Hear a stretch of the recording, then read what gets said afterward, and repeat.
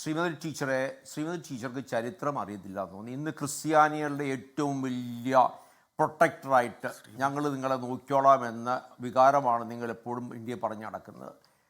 ടീച്ചർക്കറിയാവോ എത്ര കോടി ക്രിസ്ത്യാനികളെ റഷ്യയിൽ സ്റ്റാലിനും ലെനിനും ഈസ്റ്റേൺ യൂറോപ്പിലും റഷ്യയിലും കൊന്നു എന്ന് വല്ല പിടിയുണ്ടോ? ചൈനയിൽ എത്ര കോടി ക്രിസ്ത്യാനികളെയും ബുദ്ധിസ്റ്റുകാരെയും മതത്തിൽ വിശ്വസിക്കുന്നവരെ കൊന്നു എന്ന് ടീച്ചർക്ക് വല്ല പിടിയുണ്ട്? ടീച്ചറെ ചരിത്രം മറക്കരുത്. രണ്ടാമത് ജസ്റ്റിസ് കമാൽ ഭാഷാജി, അങ്ങ് എപ്പോഴും ചർച്ചയ്ക്ക് വന്നിട്ട് അങ്ങ് മാത്രമാണ് സമൂഹത്തിൻ്റെ ഏതാണ്ട് കോൺഷ്യൻസ് ക്രീപ്പ, മോറൽ അതോറിറ്റി എന്ന് പറഞ്ഞ് ഞാൻ പല പ്രാവശ്യം കേട്ടിട്ടുണ്ട്.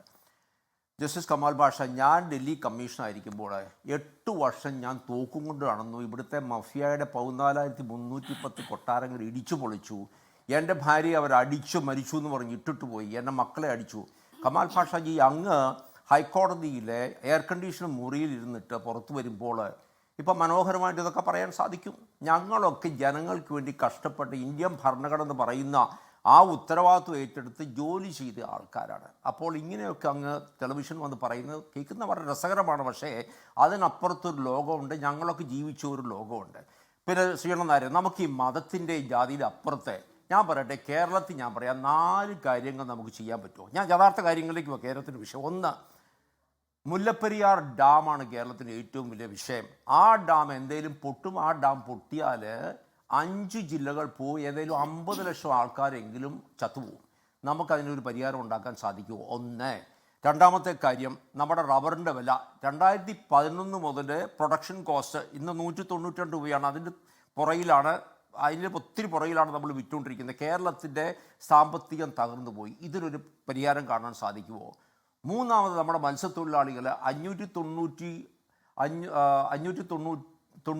കിലോമീറ്ററാണ് നമ്മുടെ ദൈർഘ്യം കേരളത്തിൻ്റെ.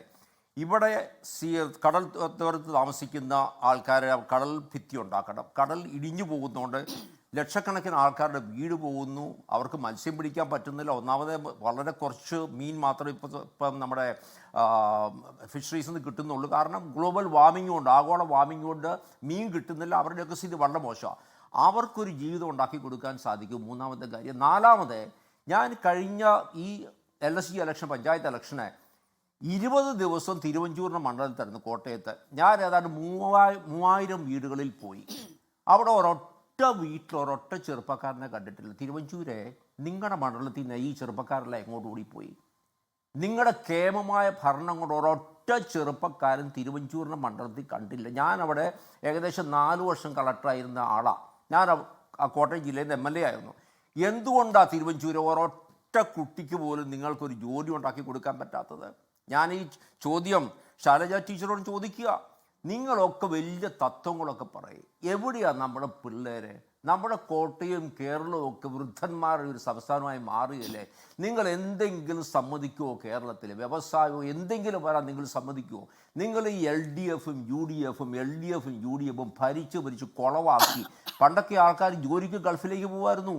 അവർ പൈസയും കൊണ്ട് തിരിച്ചു വരുമായിരുന്നു. ഇന്ന് കേരളത്തിൽ നിന്ന് പോകുന്ന ഒരൊറ്റ കുട്ടികൾ, ഇവരെല്ലാം പോകുന്നത് കാനഡ, ഓസ്ട്രേലിയ. ഒരൊറ്റ കുട്ടി തിരിച്ചു വരുമോ? പൈസ തിരിച്ചയക്കുമോ? എൻ്റെ പൊന്നു തിരുവഞ്ചൂര്, എൻ്റെ ശൈലജ ടീച്ചറെ, ജസ്റ്റിസ് പാഷ, നിങ്ങൾ കേരളത്തിലെ പിള്ളേരെ ഒന്ന് പിടിച്ചു നിർത്താൻ വേണ്ടി എന്തെങ്കിലും ചെയ്യാൻ വേണ്ടി അടുത്ത് വരുന്ന ഇലക്ഷന് ഒരു അജണ്ട ഉണ്ടാക്കോ? ഞാൻ 4 കാര്യങ്ങൾ പറഞ്ഞു. ഇതിനൊരു പ്രശ്നപരിഹാരം ഉണ്ടാക്കാൻ സാധിക്കുമോ? ലോകത്തെവിടെയായാലും ഏത് സമയത്തും 24 വാർത്തകളും ഓഗ്മെന്റഡ് റിയാലിറ്റി പാക്കേജുകളും എക്സ്പ്ലെയിനറുകളും വിശദമായി കാണാൻ ഞങ്ങളുടെ YouTube ചാനൽ നിങ്ങൾക്ക് സബ്സ്ക്രൈബ് ചെയ്യാം.